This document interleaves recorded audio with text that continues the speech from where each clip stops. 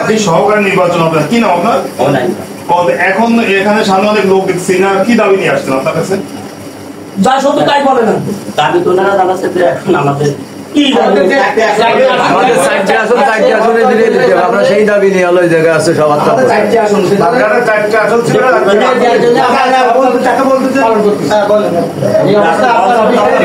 সেইগুলো জিজ্ঞেস করতে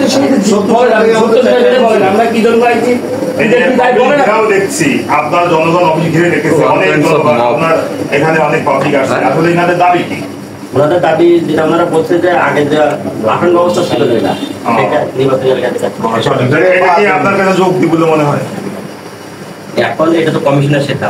আচ্ছা ধন্যবাদ। আচ্ছা আপনারা কেউ একদম মিথুন ভাই, আচ্ছা আপনারা কি দাবি নিয়ে আসছেন অফিসে? আমরা দাবি হচ্ছে আমরা 70 সাল থেকে এই পর্যন্ত আমরা 4টি আসন নিয়ে আছি। এখন সেই আসন নিশ্চয়ের মাধ্যমে আমাদের সে 1টি আসন 3টি আসন করতে চাচ্ছে।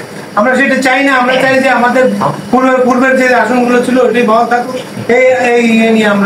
এটা নিয়ে উপজেলা নির্বাচন আমরা ঘেরাও করছি। সদ্য আমাদেরকে এই 1970 সালের পর থেকে আমাদের ফকিরহাটে মোল্লারহাট মানে বাগেরহাটের আওতাধীন 4টি আসন ছিল, ওখান থেকে 1টা আসন কর্তন করে আমাদেরকে 3টি আসন দিয়েছে। এই মানে আমাদের এই আসন ফিরিয়ে আনার জন্য আমরা এই আন্দোলন করছি, হরতাল আন্দোলন। আমরা এই কর্মসূচি দিয়েছি 3 দিনের, 3 দিন হরতাল চলবে।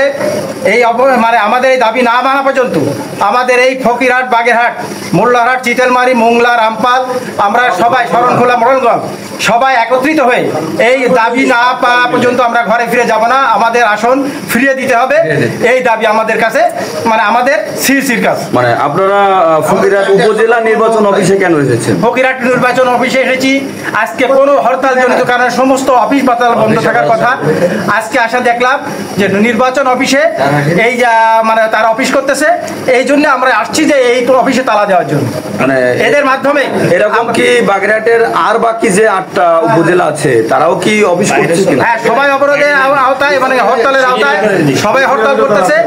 আমরা চাচ্ছি নির্বাচন অফিসে এই তালা মারার মাধ্যমে এবং এদেরকে অফিস না করতে দিলে এরাই ঊর্ধ্বতন কর্মকর্তাদের জানাবেন, তাহলে আমাদের এই সমস্যার সমাধান হতে পারে। এই জন্য আমরা নির্বাচন অফিসে। ধন্যবাদ আপনাকে।